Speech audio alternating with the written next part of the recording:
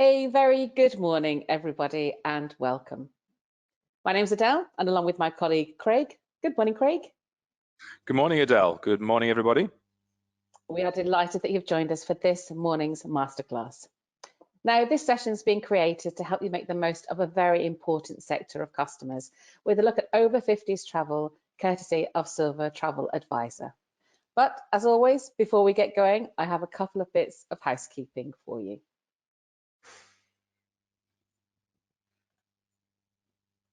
So we'll be recording the session and we will share it on the CLIA website, cruising.org, a little bit later on today. And even though you'll be in listen-only mode for the duration of the webinar, we would still like you to contact us with any questions or comments that you have. And as regular viewers to these sessions know, we will be using the questions icon in GoToWebinar. And this is situated on the right of your screen. So if you click in the questions icon, a text box will open up and it will make it easier to add any questions. So do submit any questions or comments you have, and we will try and cover as many as we can at the end of the session. Now, if your question's not answered or you think of something when the webinar has ended, you can always contact us at ukinfo@cruising.org.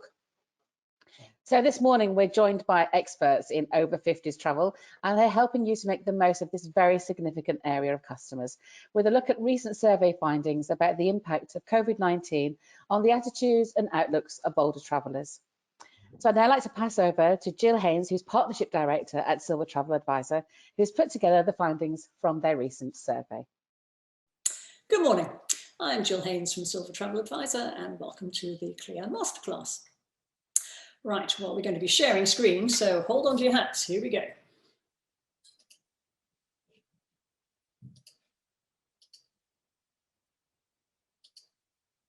There we are. Okay, so first off, what is Silver Travel Advisor all about? Well, we are an inspiration, information, and we hope insightful site that is everything about travel for the seasoned traveller, as we call them. So we have 123,000 members aged over 50. We have 61,000 Facebook likes. We have a wealth of information on the site in general. And we keep in touch with our members through e-newsletters, through our printed magazine. And we also have our Silver Travel Awards, and we've been lucky enough to receive a number in the 10 years that we've been operating. We work with a number of partners right across the travel industry, including a lot of cruise lines. And of course, we are always happy to talk.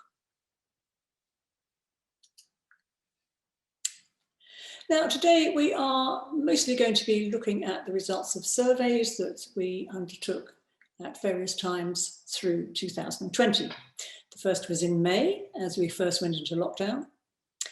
Then in July, as the first travel corridors were announced. A lot of the data comes from November, as the first vaccines arrived, and then we topped up in January, as we were back in lockdown for hopefully the final time. 2,300 older people participated in these surveys. 60% were aged 60 to 69, 75% were retired, 75% female. 2/3 were in generally good health, and 20% of them are solo travellers.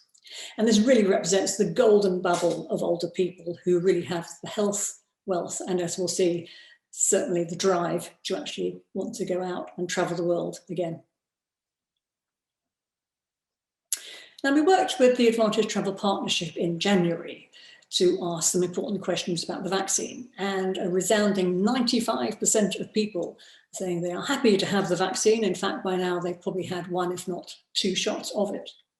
And this is going to enable them to have much more confidence. 77% say that they would feel confident to travel again within 6 months of having the vaccine.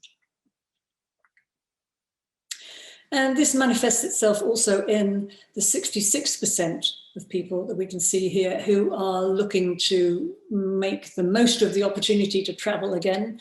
They might need to wait until the whole family's been vaccinated, but 6% of the 66% of people are looking forward to really pushing the boat out with a great big trip. So there are only 34% of people who are saying that it's not going to change the being able to travel, or at least not for now. Now, if you do understand the relationship between these two, then maybe like myself, you were listening to mixtapes back in the 1970s, you are officially old, you are at risk, unless, like myself, I've been lucky enough to already have had the vaccine. Now, let's hear some more about vaccines from the CEO of Saga Travel, Nick Stace. I just wanted to take this opportunity to thank you for everything you do as a Silver Advisor. It makes a massive difference to what we do as a company, and the optimism that you help create at a difficult time for the travel market is invaluable. I also just wanted to briefly update you on where we've got to with the vaccine. So we announced the fact that at Saga, we would insist that all of our guests have the vaccine before they travel. And we did this on the basis that 98% of our customers said that that is what they wanted, and they were going to wait until they'd had both vaccines before traveling. We've seen absolutely extraordinary support for this position. Many of our customers saying that that's what they would expect of Saga, the leadership that we've shown to be the first to do this, knowing of course that others will no doubt follow in time. But we've been really overwhelmed with the warmth and the support that we've had for the position that we've taken. Thank you very much. Thanks, Nick. Next, we looked at the impact of all the travel restrictions on people's budgets. And what we have seen here is that 86% of people in total say that they would spend as much or even more on travel in the coming year. So we really are seeing a pattern of growing confidence here, so that 86% compares to only 68% that we saw back in November, and only 30% of people in the summer who were saying that they intended to make up for lost travel time in the future. So this is quite a turnaround, and we can see that people really do have the resources to be able to get out and travel again soon. Next, we looked at how people intended to book a holiday that would involve more than just a flight or a hotel booking. And we've seen really quite a shift here and a marked swing towards travel agent use.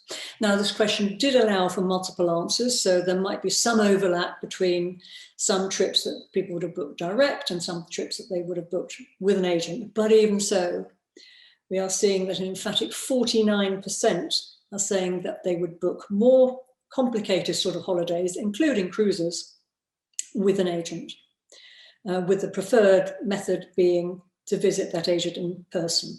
That's 25% who'd like to actually see their agent face to face.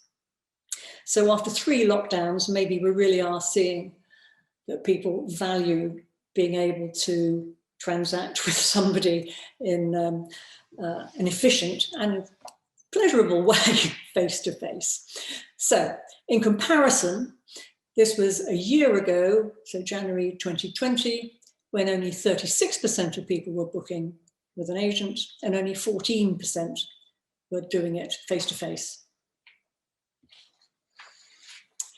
We next asked what the main reasons were that people would book with a travel agent. And for 49% of people, nearly half, it's for their advice and expertise. 42% like the reassurance of having someone to help them if it were needed, and we certainly saw last year that it was. And a further 10% particularly noted that their agent had helped them get a refund last year. On top of this, a further 38% value an agent for the financial security they represent. Now, as to what sort of agent people choose, well, for the cruise specialists, there's good news, because 36% are choosing an agent based on their specialism. 1 in 5 might be guided by recommendations, such as from Silver Travel Advisor, and a similar number are choosing an agent for their geographical proximity. Perhaps those are the people who also said that they prefer to book face-to-face. And when it came to an independent or a large chain of agents, 46% said that they'd sooner book with the independent travel agent. Now, let me hand on to some real silver travelers, and they can explain to you why they choose to use a travel agent. Using a travel agent takes out all the stress and worry when things go wrong. So, for example, when 3 holidays were cancelled last year, the travel agent was vital in getting our money back or making the arrangements for a future date. They just took all the stress and hassle away from us. I use a travel agent for peace of mind and security, and also, unlike other online platforms, you don't have to hang on and you get to speak to a person. Why do we use a travel agent? Basically for security as well. We used trail finders for the holiday in Canada, and they were absolutely amazing. No ifs and buts about the money. It came back straight away. On the day we should have travelled, the money was in our account. Every penny, not one penny lost on the booking, which was amazing. Now, there haven't been many travel opportunities recently, have there? For most of us, it's been from one room to the other. But we did want to ask what people had missed most because of the pandemic. And interestingly, it wasn't actually seeing and hugging their family or even their grandchildren that they missed most. It was indeed overseas travel for 73% of respondents. I think this is because for the older traveller, they really thought this was going to be their time when they could travel the world and go out and see things rather than be locked down, stuck at home. And I think it really does suggest just how much of pent-up demand there is out there and how keen people really are to get back out there as soon as it's safe to do so. So, what did our older travellers miss most last year? I really miss winter sunshine breaks. It's so decadent to escape the cold, wet, damp British weather. The thing that I've really missed about travelling is just being able to jet off somewhere, experience some new cultures, find some new places to explore, eating different restaurants, try some local food. Our mantra, Babs and I, is adventure before dementia, and to travel is to live. We miss the sights, the smells, the tastes and the culture of different countries, and we really missed it. Now, the big question, of course, is when is travel going to return to normal? And for 2/3 of our respondents, it's hopefully this year for 38% in total, or next year for a further 30%, although there's still quite a number of don't knows. But if we just look at the number of people who think it'll never get back to how it was, that is actually down from 17% in the summer to 7% now. So I think overall we have to think that there is some measure of optimism beginning to come through, particularly as the vaccines begin to really open the doors for us.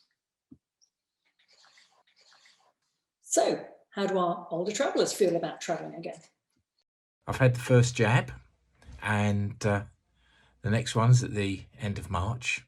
So hopefully after that, I'll be able to start looking at destinations. Certainly once my husband and I have both had the vaccines, which hopefully aren't too far away for us, when travel restrictions relax, I can see that we'll be able to, first of all, obviously go around the UK, but then we'll start going on to the continent. So I'm thinking probably France will be our first port of call. I am keen to travel again as soon as we are able. Get me on that first plane.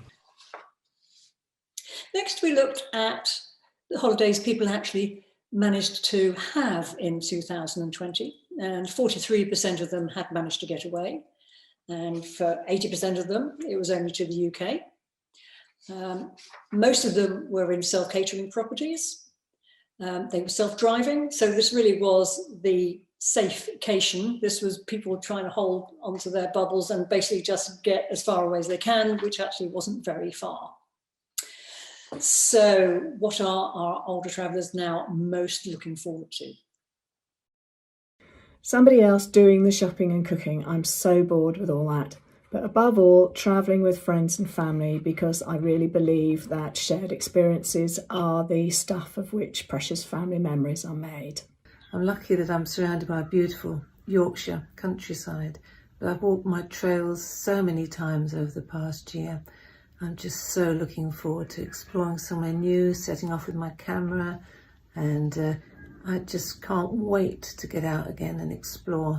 I'm also really keen to have a very large glass of rosé on a sunny terrace somewhere and a dip in the Mediterranean. Now, I think most of us are looking forward to saying goodbye to lockdown, and we've been through far too many stages and cases of that. So,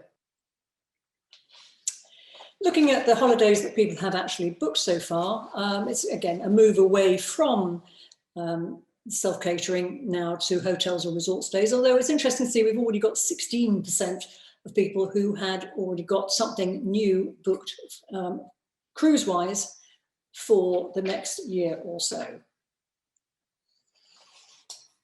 And rather than self-driving, the main mode of travel to the holiday destination is going to be flying. So, how, again, have our older travellers seen things changing? I haven't booked anything at the moment. I do look forward to doing it again, and I will be using tour operators who I know will obviously look after me, but also take all the hassle out of it and provide the complete package. We have a multi-generational holiday booked for Center Parcs UK in the summer, which was rolled over from 2020. But if the conditions aren't right, we're quite prepared to roll it over for another year. I would prefer to travel on my own with my husband, just the two of us, to small places that we know and have been to before. To sum it up, baby steps, I guess, until I feel more confident of going further afield. Turning now to flights, and we particularly wanted to see how people who've not recently taken a flight, not since the pandemic began, when were they thinking that they'd feel confident taking a short-haul flight? And what we saw here was that 57% of people think that this will be within 9 months. And that is quite significantly up from 44% of people who thought it would be within that time period in the summer. So we're seeing that more people are beginning to step forward and feel confident and feel that flying again is going to become a real possibility for them, certainly in short haul.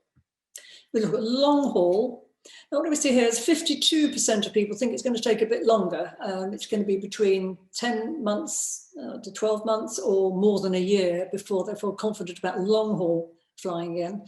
Now, compared to the summer, we got the same 52%, but you can see it's been rebalanced. So there are more people thinking it'll be happening sooner rather than later. First of all, we just want to take a quick look at how many people in our older segment are currently cruising.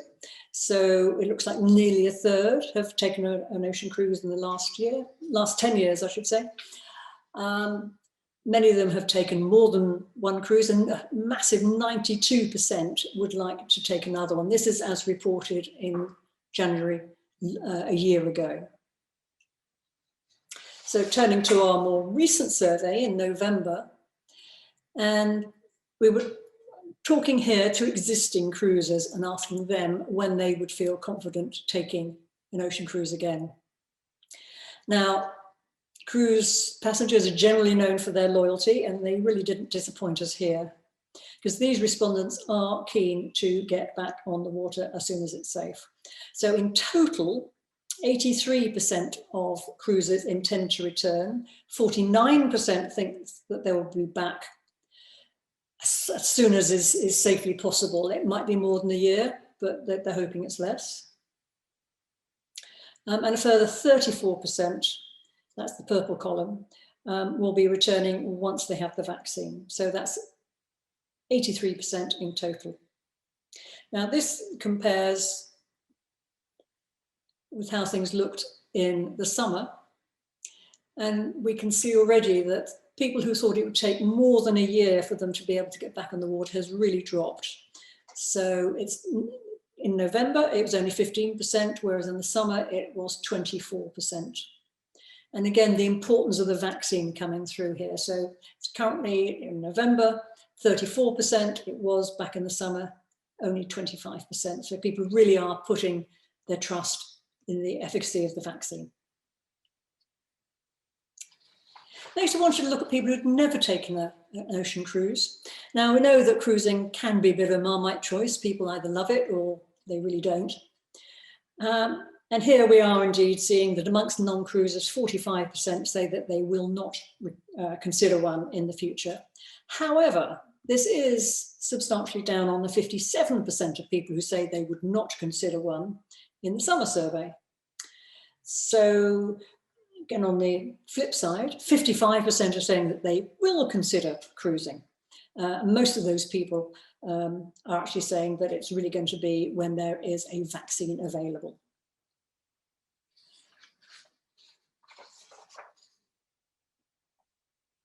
So let's hear from our silver travellers. How do they feel about cruising in the future?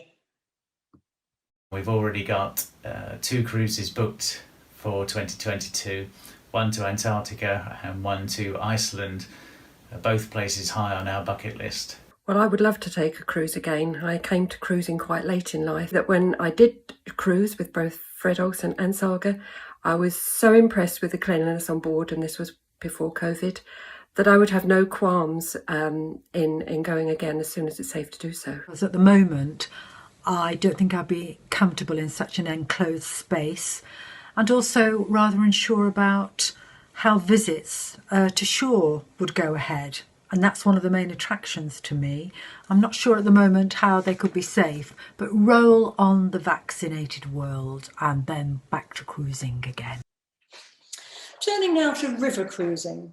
And again, talking to the people who have already taken river cruises. Now, a huge 57% of people are saying that they hope to be back and back soon.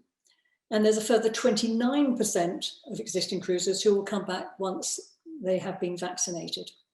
And this is quite a significant shift up from in the summer, when only 22% were going to be influenced by the vaccine. And again, if we look at the number of people who think it will be more than a year before they will step back on board, that number again is dropping. So in the summer it was 21%, and come November it's down to 13%.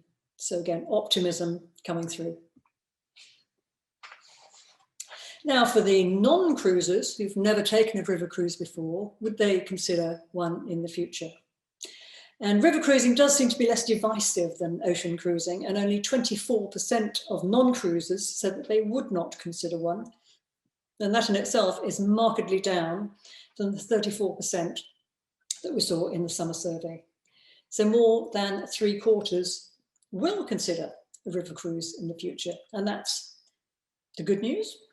And as we can see, it's the vaccine that really is making the difference.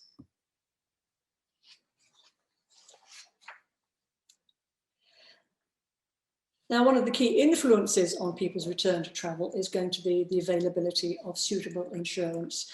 And we can see here that 93% of people, that is a massive majority, are saying that they would require comprehensive COVID insurance cover before holidaying outside the UK, just demonstrating the challenge that the pandemic has served up to the insurance as well as the travel industry.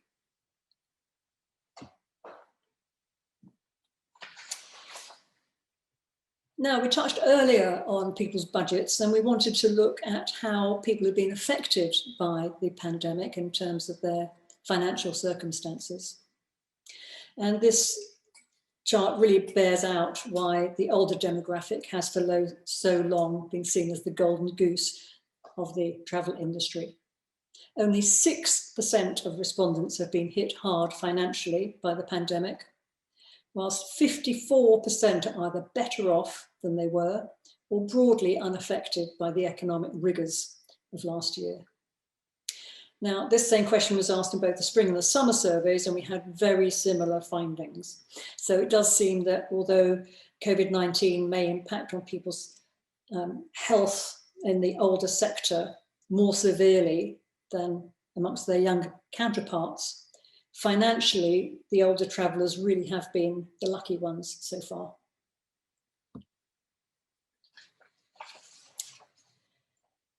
Next, we asked about people's priorities when considering a holiday destination. Unsurprisingly, having a low COVID rating was the most important concern.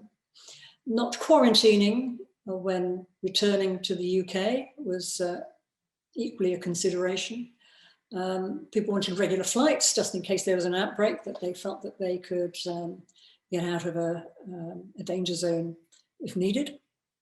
And ease of access to medical facilities made the fourth most important priority. The course of the pandemic does appear to have had quite a marked effect on the priorities of older travellers when it comes to the company that they book with. So the biggest priorities now are financial security of that travel company, their flexibility, especially in relation to cancellation terms, how reassuring their health and safety protocols are, comes third.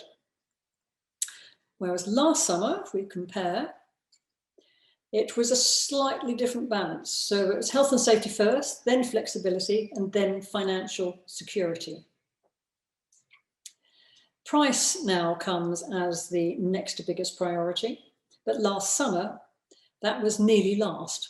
So I think what we're seeing here is as the possibilities to really get out traveling again become more real, so people are looking for securing their money to make sure that everything is as safe as it can be. And maybe with the vaccines coming through, health and safety, while still very important, is not the overwhelmingly most important factor.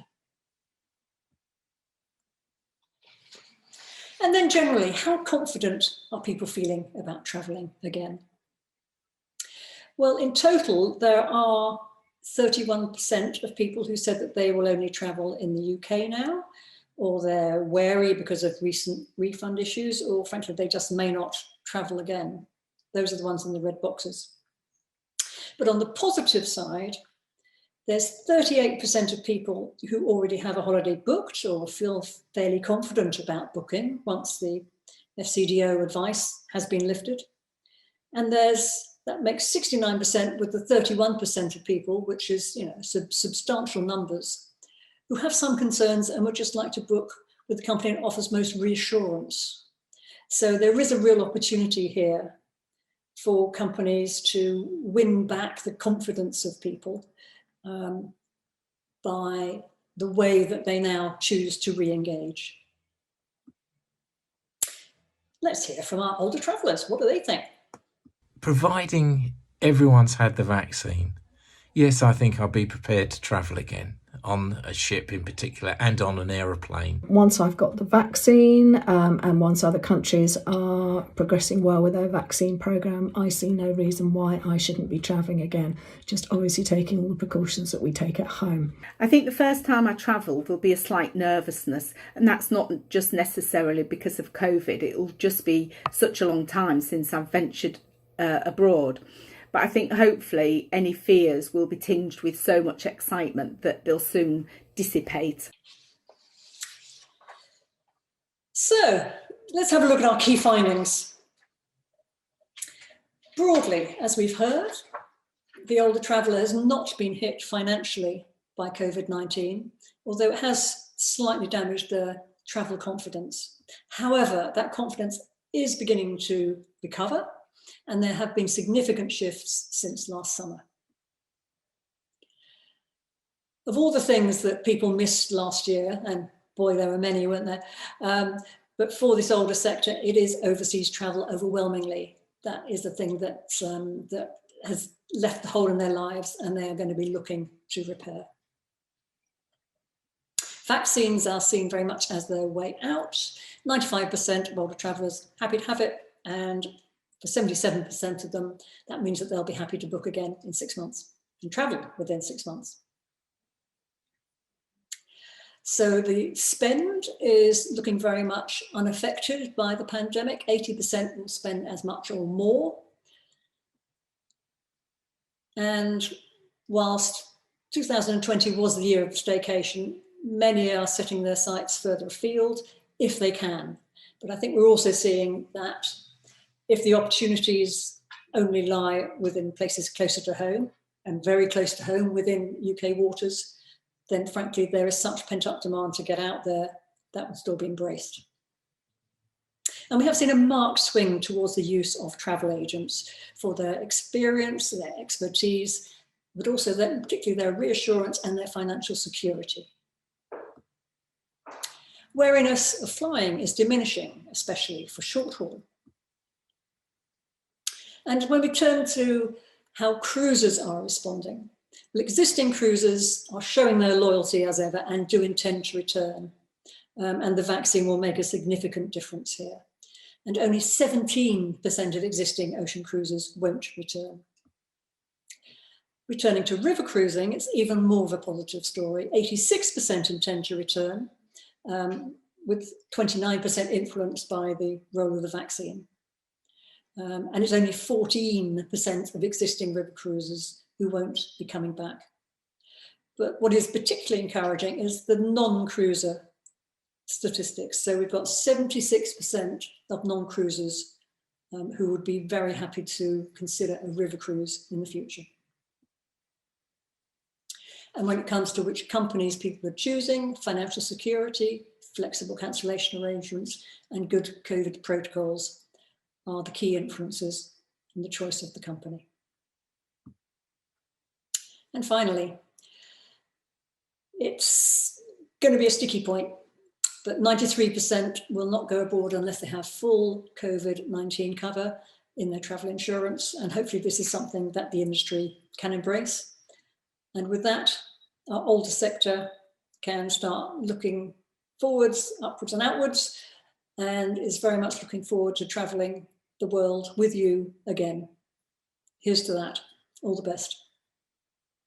Hi, Gill. Thank you so much for that. That was absolutely fantastic. Some absolutely wonderful insights into older cruisers and older travelers and how they feel about cruising and travel in general. And hi, Debbie has joined us as well. So both Gill and Debbie are going to be around for a little longer. I know we've had some questions in. It's a really important sector of the customer base. So Craig, over to you. Do we have any questions for Silver Travel Advisor this morning? Good morning. Yes, Gill, thanks again. Fantastic presentation.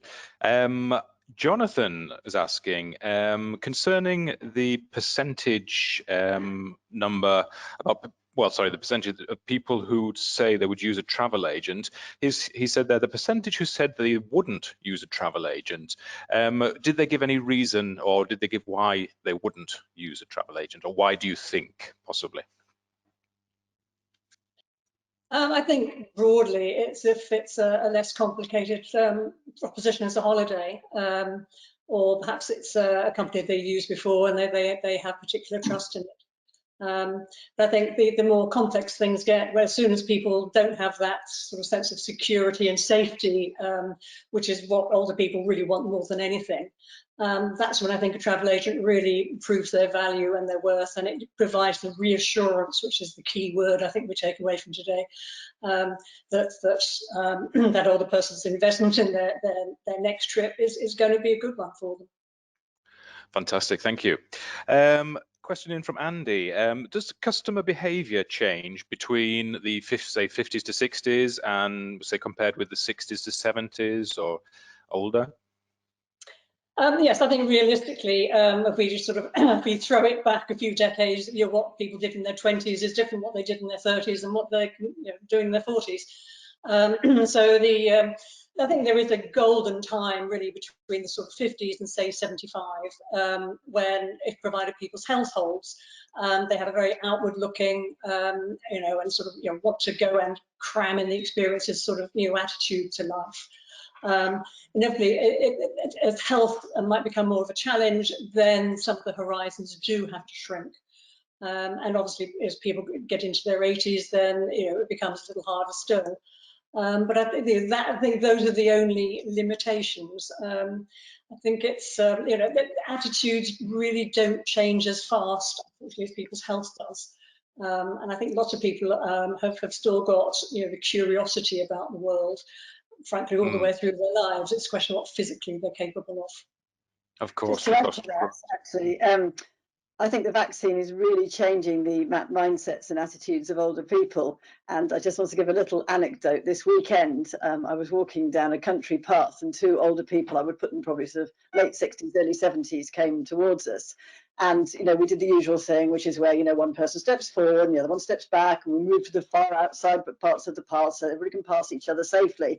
And they kind of advanced towards us, this couple, and were showing no sign of moving at all. And as we got within about 5 meters, they went, "We've been jabbed," and swung past us. It was a great moment. I thought, wow, this is, you know, really spirited. So I hope that's, you know, tells the tale of many other older people who just feel that they've got the vaccine and they feel safe again. They feel confident and a big smile. Oh, that's fantastic. That's great. Really encouraging to hear. Great. Just a question come in from Kit. Did you notice a difference in response between, say, solo travelers and couples? That's a really interesting question, because we did have 20% of people who were solo travellers who completed these surveys. And I wish I could say what the split was. I'm afraid top of head I couldn't, but it's certainly an interesting one for us to bear in mind for the future. I'd be guessing. I mean, I think solo travellers generally have got, you know, they're used to travelling on their own. A lot of them. There's always, you know, new people coming into that group, unfortunately, through the loss of a partner or change in life circumstances. So I think there are different types of solo travellers. There are the very confident ones. There are the ones who are perhaps coming in for the first time who want extra reassurance. And I couldn't hand on heart tell you more than that. At this stage. Okay, that's don't worry. Love it. Kit also just says that I'm 70, I've had one jab so far, so halfway to being invincible. So repeating that attitude, that's great. A quick question from Nabil, he was asking the sample size of the survey. Yes, so across all the surveys, it was 2,300 participants in total, and they were all aged over 50. Fantastic. So it's a reasonably representative number. Yeah. And it was great to hear from the direct there. Yeah, fantastic. Okay, well, that's everything from me. Thanks very much again, Adele. Thank you very much, everybody.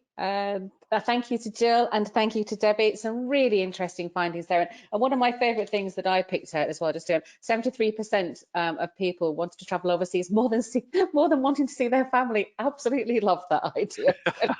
Absolutely brilliant and a really positive outlook. I know that we're looking at the insurance side of things as well, which is vitally important. But those attitudes of the older traveller wanting to get back out there and travel is great. So thank you so much for sharing that information with us this morning. And one more thing as well, we will have the recording online. So I know that a lot of people have been asking in the questions as well if they can use any of your figures. Are they okay if they say this comes from Silver Travel Advisors surveys? They can put that on their websites or whatever, however they want to use them. Is that okay? Absolutely, very welcome. I think that's right, Debbie, isn't it? Absolutely, and also we have copies of the report. You can go to our website and view it online. And we also have hard copies for those who are more traditional and prefer a printed version. If you can contact via Adele or CLIA and send names and postal addresses, we'd be happy to post them out to you. That's great news. Thank you so much. I think everybody was delighted how positive the outlook was. And so if ladies just stay there for 1 second, we've got more masterclass, one more masterclass in this series, which will be broadcast on Thursday at 9:30, which takes a look at the media landscape and how it's changed during COVID-19. So head to cruising.org to register. But from myself, Craig, Jill and Debbie, have a great Tuesday, everybody. Thank you for joining us and goodbye for now. Goodbye. Bye. Thanks for the opportunity.